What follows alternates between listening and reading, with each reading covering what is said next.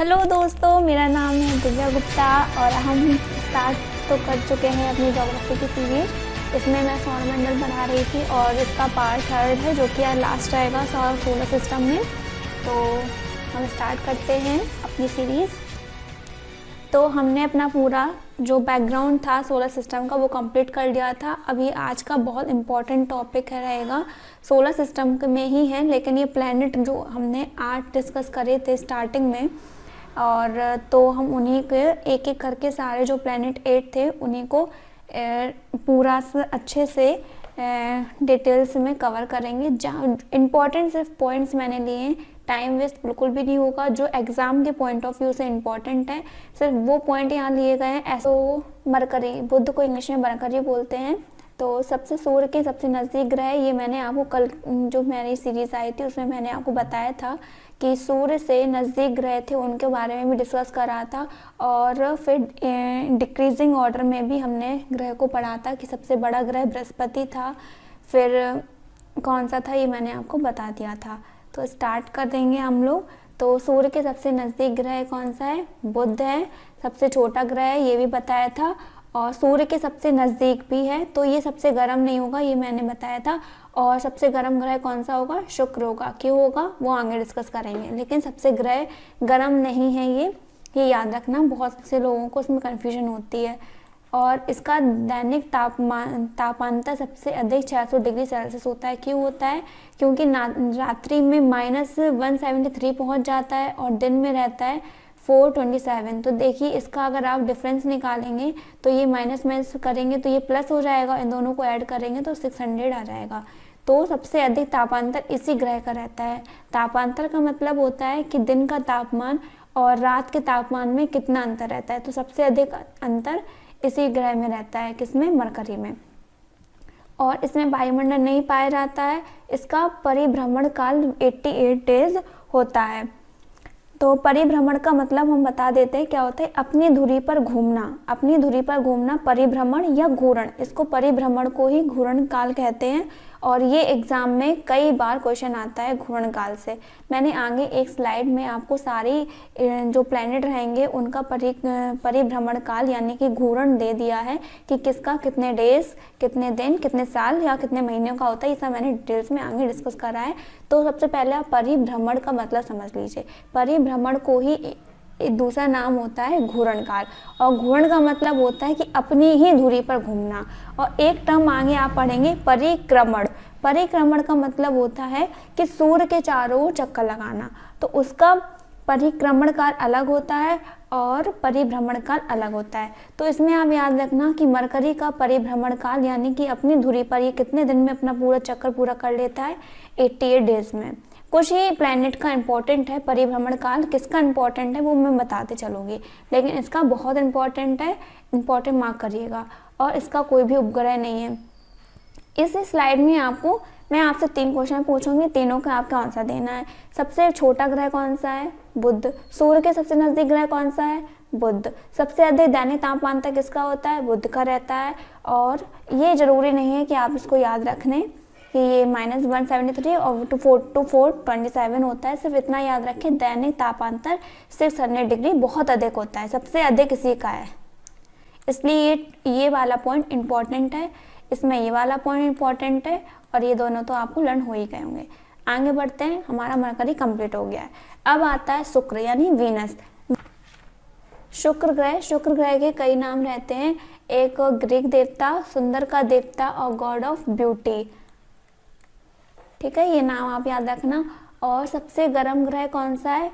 सबसे गर्म ग्रह शुक्र है। ये मैं कई बार आपको बता चुकी हूँ। और क्यों सबसे गर्म है? क्योंकि 90% से लेकर 95% तक CO2 गैस इस प्लैनेट पर पाई जाती है, जिससे गैस उत्सर्जित होती रहती है और ये ग्रह बहुत गर्म ग्रह हो जाता है। क्योंकि इसमें वायुमंडल तो है नहीं, तो ये गर्म ग्रह होता है। और पृथ्वी के सबसे नज़दीक ग्रह मैंने आपको कल बताया था कि ये अर्थ है। ये अर्थ है जैसे, तो इसी के बगल में ये शुक्र था और यहाँ पे मरकरी था, यहाँ पे मरकरी था, ये वीनस था और ये अर्थ था। तो अर्थ के सबसे नज़दीक ग्रह कौन सा हुआ? शुक्र हुआ। ठीक है, शुक्र का भी कोई उपग्रह नहीं है। इसको भोर का तारा या मॉर्निंग स्टार कहते हैं, या सांझ का तारा इवनिंग स्टार कहते हैं। इससे कई बार क्वेश्चन पूछा जाता है कि मॉर्निंग स्टार कौन से प्लैनेट को कहा जाता है और इवनिंग स्टार कौन से प्लैनेट को कहा जाता है, तो वो होता है वीनस हमारा। और सबसे गर्म ग्रह कौन सा है? शुक्र है, वीनस है। और पृथ्वी के सबसे नज़दीक ग्रह कौन सा है? शुक्र है। ठीक है, और हम आगे, और जैसे पृथ्वी के बगल में पृथ्वी, जैसे ये रहा हमारा अर्थ। ठीक है, हम लोग सन को देखते हुए पढ़ रहे हैं। जैसे ये हमारा सन हो गया। ठीक, सन के सबसे पास में था हमारा मरकरी, मरकरी के बगल में जस्ट था हमारा वीनस। ठीक है, ये था हमारा मरकरी, ये है वीनस, और वीनस के बाद था अर्थ। ठीक है, और इसमें था हमारा मार्स यानी मंगल। तो अगर ऑप्शन में अगर नज़दीक ग्रह के बारे में पूछा जाए तो या तो वीनस मिलेगा, ठीक है, या तो आपको मार्स मिलेगा। तो आप इस तरह से याद रखना। ये हम आपको वीनस पढ़ा रहे थे, इसलिए हमने यहाँ पे वीनस लिखा है। आगे पढ़ते हैं। ये शुक्र ग्रह के बारे में ही है। परिक्रमण काल मैं बता चुकी हूँ क्या होता है, सूर्य के चारों ओर चक्कर लगाना। देखो मैंने यहाँ पे ये नोट भी कर दिया है। सूर्य के चारों ओर चक्कर लगाना परिक्रमण होता है, और परिभ्रमण होता है अपनी धुरी पर घूमना। अपनी ये धुरी, ये रहा इसकी धुरी, यानी ये चीज़ रही, और इसी के चारों ओर ऐसे रोटेट करना, ये होता है घूर्ण काल। ठीक है, तो परिक्रमण काल कितना होता है? 225 दिन होता है, और घूर्ण काल 243 दिन होता है। ये इंपॉर्टेंट नहीं है इसका, लेकिन हम सारे पॉइंट्स एक एक करके डिस्कस कर रहे हैं। तो एग्जाम के पॉइंट ऑफ व्यू से मरकरी का बहुत इंपॉर्टेंट था, 88 डेज, और सबसे धीमी गति से घूर्ण करता है, तभी तो उसको इतने दिन लगते हैं। वीनस पूर्व से पश्चिम की ओर परिक्रमण करता है। देखिए 2 प्लैनेट मैंने आपको बताए थे कि सिर्फ वही पूर्व से पश्चिम की ओर परिक्रमण करते हैं। पहला तो वीनस हो गया, और दूसरा कौन सा था? यू था, यानी यूवी हमने आपको लर्न करवाया था। यूवी करके याद करिए, अल्ट्रा वायलेट करके याद करिए, कैसे भी लर्न करिए। सिर्फ 2 ग्रह ऐसे हैं जिनकी जो अपनी परिक्रमा दूसरे उल्टे तरीके से करते हैं, यानी पूर्व से पश्चिम। बकाया जितने के भी 6 आपके प्लैनेट बचते हैं, वो सारे अपने परिक्रमण काल पश्चिम से पूर्व की ओर करते हैं। ठीक है, ये मैंने बताया था आपको। और इसको याद करने की ट्रिक यूवी है, अल्ट्रा वायलेट है, ऐसे करके आप याद रखिए। उदयवीर सिंह है, कुछ भी कर लीजिए। और यू का मतलब यूरेनस, वी का मतलब वीनस। ठीक, यूरेनस को इंग्लिश हिंदी में बोलते हैं अरुण, और वीनस को शुक्र। ठीक है, तो पूर्व से पश्चिम की ओर परिक्रमण करते हैं, ये इंपॉर्टेंट पॉइंट है इसका। और शुक्र का कोई अपना उपग्रह नहीं है, मरकरी का भी कोई उपग्रह नहीं था, शुक्र का भी कोई उपग्रह नहीं था। लर्न करते हुए चलिए, हर स्लाइड में मैं पीछे का को रिवाइज करते चलूँगी, बार बार रिपीट होगा तो लर्न हो जाएगा। अब था हमारा मार्स, ये हमारा सन था, मैंने बताया था ना, ये सन था, ये मरकरी था, ये वीनस था, ये हमारा अर्थ हो गया, और यहाँ पे था हमारा मंगल। ठीक है, आप सोचेंगे अर्थ कहाँ गया, तो हम अर्थ को सबसे लास्ट में डिस्कस करेंगे। मार्स ग्रह के बारे में पढ़ते हैं। मंगल ग्रह को लाल ग्रह कहते हैं। क्यों कहते हैं? क्योंकि इसमें आयरन ऑक्साइड की अधिकता बहुत ज़्यादा पाई जाती है। हर ग्रह का एक अपना रंग होता है। जैसे पृथ्वी है, उसका रंग नीला है। क्यों नीला है? क्योंकि उसके 75% पे जल पाया जाता है। और जो इम्पोर्टेंट रहेंगे जिनका कलर, जैसे कि वरुण को हरा ग्रह कहते हैं, तो वो हम आगे डिस्कस करेंगे, लेकिन अभी इसका इम्पोर्टेंट रहेगा। मंगल को क्या कहते हैं? लाल ग्रह कहते हैं। क्यों कहते हैं? क्योंकि आयरन ऑक्साइड की मात्रा बहुत अधिक पाई जाती है, इसलिए मंगल ग्रह कहते हैं। ये जो ग्रह हैं बहुत ज़्यादा इंपॉर्टेंट है, इनसे क्वेश्चन जरूर बनता है। और ओलंपस मैसी ज्वालामुखी, सौर मंडल का सबसे बड़ा ज्वालामुखी मंगल ग्रह पे ही है। अगर आपसे पूछा जाए सौर मंडल का सबसे बड़ा ज्वालामुखी कौन से प्लैनेट पर है, तो आंसर होगा मंगल। और कौन सा ज्वालामुखी है? ओलंपस मैसी ज्वालामुखी। ठीक है, ओलंपिया, देखिए ओलंपस यहाँ था, ओलंपिया ये है। ओलंपिया माउंटेन मंगल ग्रह पर स्थित है, जो माउंट एवरेस्ट से लगभग 3 गुना बड़ा है। Olympia mountain. अब माउंट एवरेस्ट ये 88,448 मतलब 8848 आई थिंक, इतनी ही इसकी हाइट है किलोमीटर लगभग में, और इसका भी 3 गुना, तो सोचिए कितना बड़ा होगा ये ओलंपिया माउंटेन। ठीक है, और अब आगे मंगल ग्रह के बारे में पढ़ते हैं। मंगल ग्रह के 2 उपग्रह हैं। देखिए हमने पहले पढ़ा था मरकरी, वीनस, इनमें से कोई किसी के भी उपग्रह नहीं थे, लेकिन मंगल ग्रह इसके 2 उपग्रह हैं, और दोनों के नाम बहुत इंपॉर्टेंट है, फोबोस और डिमोस। ठीक, डिमोस सौरमंडल का सबसे छोटा उपग्रह है। इसका परिक्रमण काल 625 होता है। ठीक है, किसका? इसका मंगल ग्रह का 625 होता है। आगे बढ़ते हैं। बृहस्पति ग्रह। ठीक है, अब हम जुपिटर के बारे में पढ़ेंगे। इसको जुपिटर बोलते हैं। पहले था हमने मरकरी पढ़ा, फिर वीनस पढ़ा, फिर हमने अर्थ आता है। वैसे अगर क्रम देखा जाए सन को देखते हुए, ये मरकरी, ये था वीनस, ये था अर्थ, ये था मार्स, ये रहा हमारा जुपिटर। ठीक है, तो सन को देखते हुए जुपिटर कौन से नंबर पर है? 4th 5th नंबर पे है। ठीक है, और 3rd नंबर पे अर्थ था, 4th नंबर पे मार्स था। तो जुपिटर के बारे में पढ़ते। जुपिटर सबसे बड़ा ग्रह है। सौरमंडल का सबसे बड़ा ग्रह कौन सा है? जुपिटर है। और सबसे छोटा कौन सा था? मरकरी था। मंगल और बृहस्पति के बीच में क्षुद्र ग्रह परिक्रमण करते हैं, जिसे एस्ट्रॉयड बोलते हैं। ये मैंने फर्स्ट स्लाइड में ही डिस्कस में बताया था आपको। सबसे तेज घूर्णन करने वाला ग्रह यही है। अब घूर्णन क्यों सबसे तेज करेगा? क्योंकि सबसे बड़ा है, तो उसका परिक्रमण काल भी बहुत तीव्र तरीके से होगा और ये 10 घंटे में ही अपनी घूर्णन को पूरा कर लेता है। इसके उपग्रह की संख्या 79 है। प्रेजेंट में 79 है। पहले थोड़े सबसे ज़्यादा उपग्रह वाला ग्रह यही बृहस्पति ही हुआ करता था, लेकिन अभी लेटेस्ट में शनि ग्रह के सबसे ज़्यादा प्लैनेट हैं। कितने? 81 82 के लगभग है, वो मैं आगे बता दूंगी। तो सबसे ज़्यादा ग्रह दूसरे नंबर पे कौन सा है? यही है, बृहस्पति। और अगर पूछा जाए सबसे ज़्यादा उपग्रह वाला ग्रह कौन सा है, तो सैटर्न होगा और उसके बाद दूसरे नंबर पर जुपिटर होगा। ठीक है, जुपिटर के कितने हैं? 79 हैं। ये क्या है? उपग्रह हैं। उपग्रह का मतलब क्या होता है कि जैसे ये हमारा जुपिटर हुआ और जुपिटर के बगल में एक छोटा सा उपग्रह होता है, ये इसी के चारों ओर चक्कर लगाता रहता है। जैसे अर्थ का उपग्रह होता है मून, चंद्रमा, जो कि अर्थ के चारों ओर चक्कर लगाता है। तो उपग्रह की संख्या कितनी है? 79 है। हमने मरकरी और वीनस में एक भी उपग्रह नहीं पढ़ा था। मंगल में हमने 2 उपग्रह पढ़े थे, डीमोस, फोबोस, और जो डीमोस था वो सबसे छोटा था। और बृहस्पति में भी 79 है। अब 79 उपग्रह के नाम हमको बिल्कुल भी याद नहीं रखने हैं, कुछ इम्पोर्टेंट हैं, उनके मैंने नाम दिए यहाँ पे। बृहस्पति ग्रह का सबसे प्रमुख उपग्रह नाम है गायनीड उपग्रह। ये एग्जाम में पूछा जाता है। सौरमंडल का सबसे बड़ा उपग्रह है। ठीक है, और जो हमने डीमोस पढ़ा था वो सौरमंडल का सबसे छोटा उपग्रह है। वो कौन से ग्रह का उपग्रह था? मंगल का। और गायनीड उपग्रह जो है सौरमंडल का सबसे बड़ा उपग्रह है, जो कि बृहस्पति का है। ठीक है, और इसके 2-3 नाम, जैसे एक उपग्रह ये हो गया, एक यूरोपा है, एक कैलिस्टो है। ये क्या है? उपग्रह ही है बृहस्पति के। अगर ऑप्शन में जैसे आपको एलिमिनेशन करना है, ऑप्शन में आपको ये और ये दे दिया और एक कोई अदर नाम दे दिया और उसमें से पूछा कि कौन सा उपग्रह बृहस्पति का नहीं है, तो आपको वो वाला टिक करना पड़ेगा। इसलिए ये हमने एक्स्ट्रा में बता दिए। परिक्रमण काल का समय 11 वर्ष 8 महीने या 12 वर्ष होता है। लगभग 2 महीने का अंतर है, तो 12 वर्ष याद रखिए। ये इम्पॉर्टेंट पॉइंट है। इसमें ये इम्पॉर्टेंट था, ये इम्पॉर्टेंट है, ये क्योंकि लेटेस्ट में चेंज हुआ है, तो शनि का या बृहस्पति का पूछ सकते हैं। और बृहस्पति सबसे बड़ा है, ये बता चुके हैं। आगे बढ़ते हैं। अब आता है हमारा सैटर्न। सैटर्न के बारे में क्या है? दूसरा सबसे बड़ा ग्रह है। देखिए, अगर सन को देखेंगे, जैसे देखिए मैंने यहाँ फिगर दे दिया, रिवीजन के लिए दिया है ये सिर्फ। वैसे तो मैं स्टार्टिंग से ही आपको हर स्लाइड में याद करवा रहे हैं कि सन को देखते हुए ग्रहों का क्रम क्या होगा। तो सन के पास मरकरी, वीनस, अर्थ, मार्स, जुपिटर, अब आया सैटर्न। ठीक है, ये रहा हमारा सैटर्न। तो सैटर्न को देखते हुए, सन को देखते हुए सैटर्न कौन से नंबर पे हमारा? 1st, 2nd, 3rd, 4th, 5th, 6th number पे है। ठीक, ऐसे क्वेश्चन आते हैं एग्जाम में ये। और उसके बाद यूरेनस और नेपच्यून। और यूरेनस को देखते हुए आपको क्या बात याद आनी चाहिए?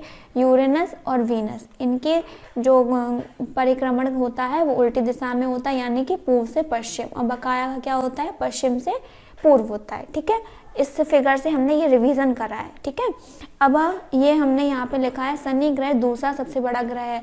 तो सबसे फर्स्ट नंबर पे कौन सा था हमारा? फर्स्ट नंबर पे जुपिटर था, बड़ा ग्रह की बात कर रहे हैं। ठीक है, और फिर कौन सा आएगा? हमारा सैटर्न आएगा। देखिए, इसका हमने फिगर में दिया है आपको, बड़े छोटे में आपको दिख रहा होगा। बृहस्पति के बाद हमारा शनि ही बड़ा ग्रह है। और ये हमने आपको कल बताया भी था। क्रम हम आपको एक बार और रिवाइज करवा देते हैं। Jupiter, Saturn, Uranus, Neptune. ठीक, ये क्रम बता रहे हैं। पहले सबसे बड़ा जुपिटर, उसके बाद सैटर्न, उसके बाद यूरेनस। यूरेनस को इंग्लिश में क्या, हिंदी में क्या बोलते हैं, अरुण, और नेपच्यून को वरुण। उसके बाद था अर्थ, बताया था ना, अर्थ, वीनस, मार्स, मरकरी। फिर ये उल्टा हो जाता है, अर्थ, वीनस, मार्स, मरकरी।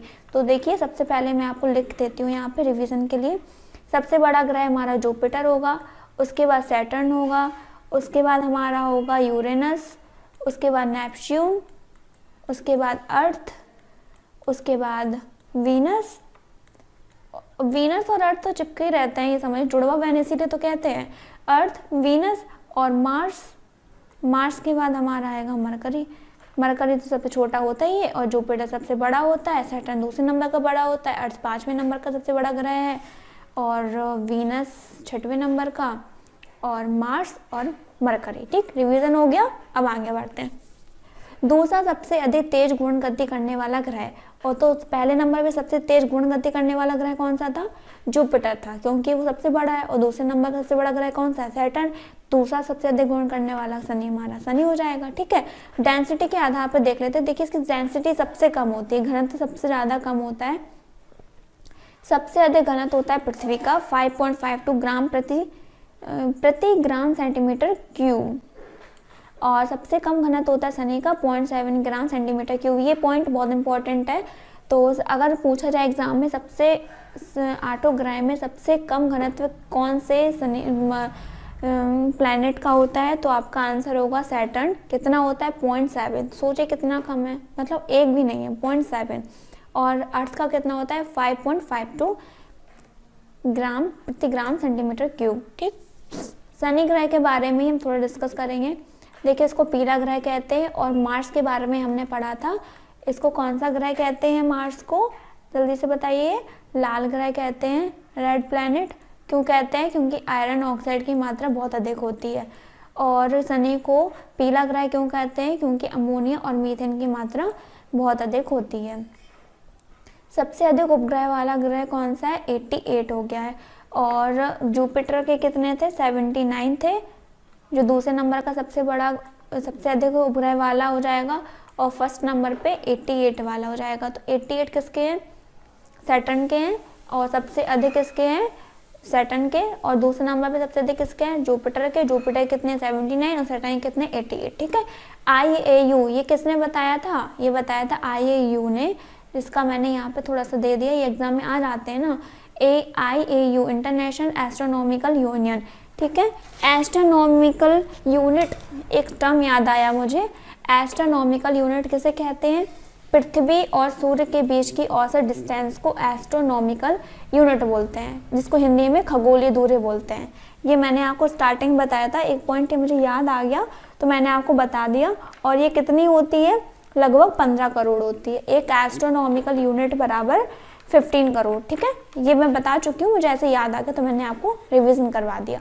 सैटर्न के चारों ओर 7 वलय पाए जाते हैं, जो गैलेक्सी नुमा या रिंग प्लैनेट की तरह दिखते हैं, इसीलिए इसको गैलेक्सी नुमा या रिंग प्लैनेट भी कहते हैं। इसमें 7 वलय पाए जाते हैं, और ये गैसों का गोला होता है। और शनि ग्रह का सबसे बड़ा उपग्रह और प्रमुख ग्रह, ये मतलब एग्जाम में अगर पूछना रहेगा, अगर सैटर्न से कोई क्वेश्चन आएगा या तो इससे आएगा, और अगर करंट से रिलेट करके देगा तो ये वाला क्वेश्चन देगा।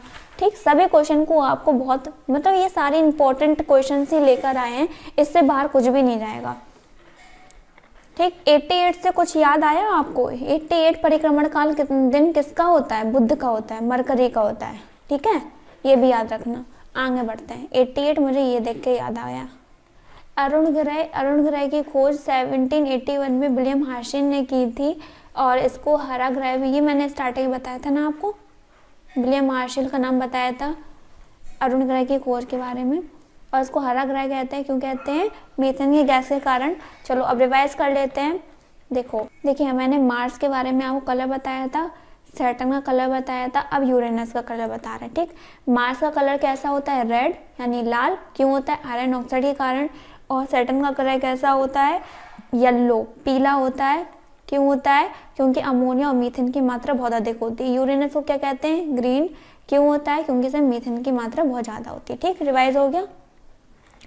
तीसरा सबसे बड़ा ग्रह बता चुके हैं, बहुत अच्छे से बता चुके हैं, भाव बताया, जुपिटर, सैटर्न, उसके बाद अरुण, वरुण, उसके बाद आ जाता है पृथ्वी, फिर वीनस, फिर मार्स, फिर मरकरी। ठीक, अब और सन को देखते हुए आपका क्रम बता देते हैं। सन को देखते हुए सबसे पास में बुध, शुक्र, पृथ्वी, मंगल, बृहस्पति, शनि और फिर अरुण, वरुण। ठीक, लास्ट से दूसरा होता है सन को देखते हुए। इसको हरा प्लैनेट कहते हैं, क्यों कहते हैं? मीथेन गैस की अधिकता के कारण। तीसरा सबसे बड़ा ग्रह है, तो फर्स्ट नंबर पे जुपिटर, सेकंड पे सैटर्न, तीसरे पे यूरेनस और चौथे पे वीनस होगा, सॉरी वो नेपच्यून होगा। इसको लेटा हुआ ग्रह भी कहते हैं, क्योंकि ये अपनी अक्ष पर 90 डिग्री तक झुका हुआ होता है। ये क्वेश्चन आया हुआ है लेटा हुआ वाला, कि लेटा हुआ ग्रह किसको कहते हैं? यूरेनस को कहते हैं। इसके चारों ओर 5 वलय पाए जाते हैं। सैटर्न में कितने वलय पाए जाते हैं? 7 पाए जाते हैं। यूरेनस का प्राकृतिक उपग्रह 27 हैं। ठीक है, कितने हैं? 27 उपग्रह हैं। और हमने उपग्रह के बारे में किस किस के उपग्रह नहीं थे, तो सबसे पहले हमने मरकरी पढ़ा था, उसके एक भी उपग्रह नहीं थे। वीनस पढ़ा था, उसके भी एक भी उपग्रह नहीं थे। उसके बाद हमने क्या पढ़ा था? वीनस के बाद पढ़ा था हमने मार्स। मार्स के हमने 2 उपग्रह पढ़े थे, डिमोस, फोबोस। और मार्स के बाद हमने पढ़ा था जुपिटर। जुपिटर के हमने कितने उपग्रह पढ़े थे? 79, जिसमें से इंपॉर्टेंट कौन सा था? गायनीड था इंपॉर्टेंट, यूरोपा और कैलिस्टो इंपॉर्टेंट था। उसके बाद हमने सैटर्न पढ़ा। सैटर्न के कितने उपग्रह थे? 82 थे, 82। ठीक, सैटर्न के बाद हमने पढ़ा यूरेनस। यूरेनस है, इसके एक भी उपग्रह नहीं थे, इसके एक भी नहीं थे। मार्स के 2 थे। जुपिटर के कितने थे? 79 और सैटर्न के 82। यूरेनस के कितने थे? 27। रिवाइज हो गया। चलिए आगे बढ़ते हैं। अब आता है नेपच्यून यानी वरुण ग्रह। इसकी खोज किसने की थी? जॉन गैले ने की थी। और यूरेनस की खोज किसने की थी? यानी अरुण ग्रह की खोज किसने की थी? 1781 में विलियम हर्शेल ने। और वरुण ग्रह यानी नेपच्यून, इसकी खोज करी थी जॉन गैले ने 1846 में। ठीक, जॉन गैले 1846। सौर मंडल का सबसे बाहरी ग्रह है। हाँ, अगर सन को देखते हुए देखेंगे, सन अगर हमारा ये है तो ये सबसे लास्ट में रहेगा। कौन? नेपच्यून। तो सबसे ठंडा रहेगा, क्योंकि सन से सबसे दूर है तो सबसे ठंडा रहेगा। ये तो कॉमन सेंस वाली बात है। सौर मंडल का सबसे भारी ग्रह हो गया। सबसे लंबा परिक्रमण काल 165 वर्ष इसी का होता है, नेपच्यून का। और सबसे कम किसका होता है? मरकरी का होता है, जिसका कितना होता है? 88 डेज होता है। और सोचिए डेज है, ठीक है, यहाँ पे डेज है, नहीं तो आप लोग ईयर समझ लें। और यहाँ पे देखिए वर्ष, 165 वर्ष ही लग रहे हैं इसको। सबसे ठंडा ग्रह वरुण है। और प्राकृतिक, क्योंकि ये दूर है ना सौरमंडल से, और सन की परिक्रमा काल को ही हम लोग परिक्रमण काल कहते हैं। और सन यहाँ पे है हमारा, और वरुण ग्रह बेचारा यहाँ पे है। ये रहा हमारा नेपच्यून। अब ये परिक्रमण करेगा तो इसको सबसे ज़्यादा टाइम ही लगेगा, ये तो कॉमन सेंस वाली बात है ना। और सन ये रहा हमारा, और मरकरी ये रहा, ये तो बिल्कुल पास में है, तो सबसे कम टाइम इसी को लगता है, 88 डेज। ठीक है, आगे बढ़ते हैं। सबसे ठंडा ग्रह कौन सा है? नेपच्यून है। और सबसे लास्ट में है, सन से बहुत दूर है, तो सबसे ठंडा ग्रह हो गया। प्राकृतिक उपग्रह कितने होते हैं? 14 होते हैं। ठीक, सबका रिवाइज कर लें क्या एक बार? मरकरी का कितना होता है? मरकरी के एक भी उपग्रह नहीं थे। और मार्स के कितने थे? 2 उपग्रह थे, जिसके थे उसके बता रहे हैं। मार्स के 2 उपग्रह थे। और जुपिटर के कितने थे? 79 थे। और सैटर्न के कितने थे? 82 थे। और यूरेनस के कितने थे? 27 थे। यूरेनस के 27। और नेपच्यून के कितने हो गए? 14 उपग्रह हो गए। ठीक है, चलिए रिवाइज हो गया, आगे बढ़ते हैं। अब आता है प्लूटो। ये ग्रह की श्रेणी में नहीं रहता है प्लूटो, लेकिन हम लोग सोलर सिस्टम पूरा कंप्लीट पढ़ रहे हैं, तो प्लूटो अगर हम सोलर सिस्टम पढ़ेंगे तो बेचारा नेपच्यून, इसको भी पढ़ना पड़ेगा, प्लूटो को भी पढ़ना पड़ेगा। ठीक है, प्लूटो, इसको क्या कहते हैं? इसको प्लूटो को पाताल का देवता कहते हैं, क्योंकि बिल्कुल इतना सा छोटा सा ग्रह है, इसको प्लैनेट का दर्जा नहीं दिया गया। और इसकी खोज कब होती है? 1936 में IAU यानी कि ये हम बता चुके हैं ना, इंटरनेशनल एस्ट्रोनॉमिकल यूनियन में मीटिंग होती है 2006 में। चेक गणराज्य प्राग अंतर्राष्ट्रीय सम्मेलन में हुआ था, और इसको तभी इसको बौना ग्रह की दर्जा दे दिया गया था। यानी कि अब ये 2006 से ग्रह नहीं है। पहले ये ग्रह था, लेकिन अब ये ग्रह नहीं है। ठीक, अगर कोई पूछे ये ग्रह है तो आप कहेंगे नहीं है। नेक्स्ट, ये रहा हमारा अर्थ। ये हमें सबसे लास्ट में पढ़ा है, पढ़ना तो चाहिए था हम लोगों को उसको 3rd नंबर पे, लेकिन चलिए अभी पढ़ लेते हैं। सूर्य से तीसरे स्थान पर स्थित है। सबको रट गया होगा बहुत अच्छे तरीके से, क्योंकि मैंने बहुत बार रिवीजन करवाया है। और आकार में 5वां सबसे बड़ा ग्रह है, ये भी लर्न हो जाना चाहिए मेरे ख्याल से, क्योंकि मैंने कई बार रिवीजन करवा दिया। आंतरिक ग्रहों में सबसे बड़ा ग्रह है। आंतरिक ग्रह मैंने बताया था, लेकिन मैं एक बार रिवाइज करवाना चाहती हूँ, आप उसको रिवाइज करें कि आंतरिक ग्रह में कौन कौन से ग्रह आते हैं और बाहरी ग्रह में कौन से ग्रह आते हैं। ठीक, ये रहा हमारा सन, ठीक है, और इसमें सिर्फ 4 हमारे आंतरिक ग्रहों में आते हैं। आंतरिक ग्रह मतलब सूर्य से थोड़े पास और सूर्य से बहुत दूर में चले जाते हैं बकाया के ग्रह। ठीक, तो सूर्य के आंतरिक ग्रह में कौन कौन से ग्रहों को शामिल करा गया है उनको मैं यहाँ पे नोट कर देती हूँ। देखिए, पहला तो मरकरी रहेगा, वीनस रहेगा, वीनस के बाद हमारा अर्थ रहेगा, अर्थ के बाद हमारा मार्स रहेगा। ये हमारे आंतरिक ग्रह में आते हैं। उसके बाद बाहरी ग्रह में कौन से आते हैं? जुपिटर रहेगा, सैटर्न रहेगा, यूरेनस और नेपच्यून। ठीक, ये रहेंगे हमारे बाहरी ग्रह में। ठीक, और ये रहेंगे हमारे आंतरिक ग्रह में। तो आंतरिक ग्रहों का सबसे बड़ा ग्रह यानी कि मार्स, वीनस, अर्थ और मरकरी, वीनस, अर्थ और मार्स, इनमें सबसे बड़ा ग्रह कौन सा है? हमारा अर्थ है। ठीक है, अगर आप लोगों को यही पता नहीं रहेगा कि आंतरिक ग्रह कौन से होते हैं तो आप लोग उसमें टिक नहीं कर पाएंगे कि सबसे बड़ा ग्रह कौन सा है। नहीं तो सब लोग जुपिटर टिक कराएंगे अगर आंतरिक ग्रह के बारे में आपको पता नहीं है। इसलिए मैंने आपको एक बार और रिवाइज करवा दिया। सबसे अधिक घनत्व वाला ग्रह कौन सा है? पृथ्वी है। ये भी मैं बता चुकी हूँ। किसमें बताया था मैंने? सैटर्न में बताया था कि सैटर्न का सबसे कम होता है कितना? 0.7, और अर्थ का कितना होता है?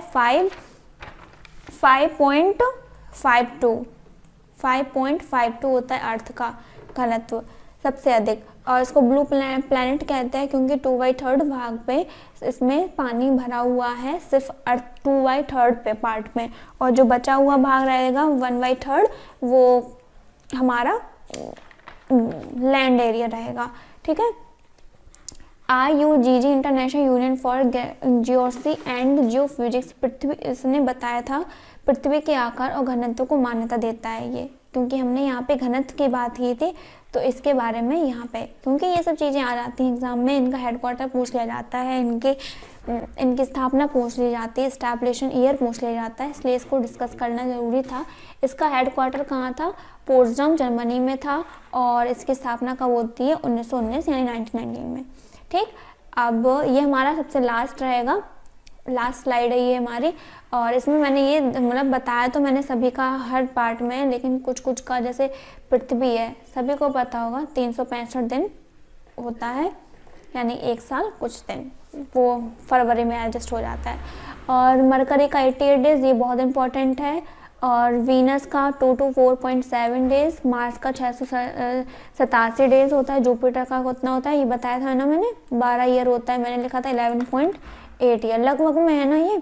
सैटर्न का 29 साल 5 महीने, यूरेनस का 84 साल, नेपच्यून का 165, ये मैंने बताया था क्योंकि सबसे ज़्यादा साल इसी को लगते हैं ना, सबसे ज़्यादा टाइम इसी को लगता है परिक्रमण में, तो किसका इंपॉर्टेंट है वो बताने के लिए मैंने ये स्लाइड बनाई है। लेकिन नेपच्यून को आपको याद रखना है, क्यों रखना है? क्योंकि इसको सबसे ज़्यादा टाइम लगता है परिक्रमण काल में। और क्यों लगता है पर ज़्यादा टाइम? क्योंकि सन यहाँ पर रहता है हमारा, सबसे दूर है, तो इसीलिए इसको सूर्य का चक्कर लगाना ही परिक्रमण काल होता है, ये बताया था ना। तो ये इसीलिए नेपच्यून को सबसे ज़्यादा टाइम लगता है, और सबसे कम किसको लगता है? मरकरी का। तो इम्पोर्टेंट हमारा मरकरी है। अर्थ हम लोग अर्थ पे ही रहते, तो अर्थ के बारे में जानिए, अपने जो प्लेनेट के बारे में जानना तो चाहिए ही चाहिए। नेपच्यून और जुपिटर, जुपिटर का इसलिए आप लोग याद रखना क्योंकि जुपिटर सौरमंडल का सबसे बड़ा ग्रह है। ठीक है, आज की हमारी क्लास यहीं तक थी, और हमने पूरा अच्छे से अपना सोलर सिस्टम कंप्लीट कर लिया है, बहुत डिटेल्स में, बहुत अच्छे से। आई थिंक सब लोगों को लर्न हो गया होगा, मैंने कई बार रिवीजन करवा दिया है। Thank you. अगर आप लोगों को हमारी वीडियो अच्छी लगी, इसको लाइक करें, शेयर करें और सब्सक्राइब जरूर करें। Thank you.